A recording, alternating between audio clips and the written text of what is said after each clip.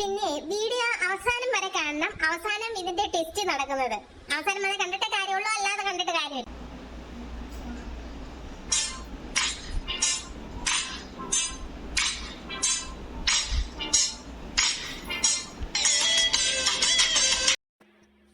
ഇത് മറ്റേ കരോക്കെ കേട്ടിട്ടുള്ള പാട്ടാ. അത് നമുക്കൊന്ന് പാടി നോക്കാം.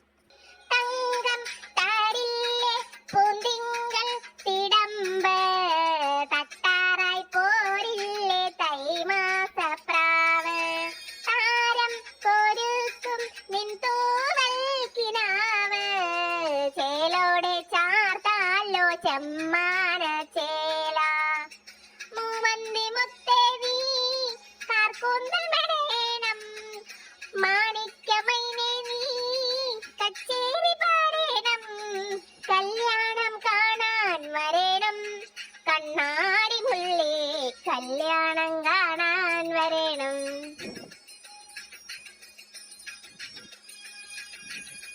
മണിമുറ്റത്താവണിപ്പന്തൽ മേലാപ്പ് പോലെ അണിയാര കമ്പിളിപ്പന്തൽ.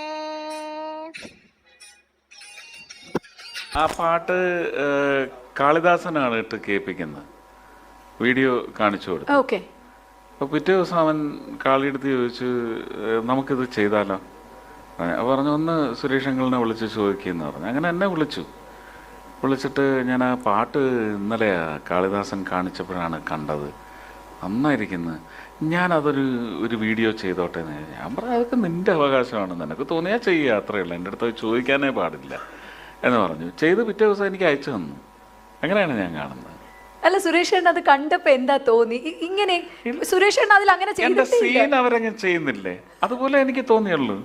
എൻ്റെ ഡയലോഗ്സ് ചെയ്യുന്നില്ലേ, അതുപോലെ എനിക്ക് തോന്നിയുള്ളൂ.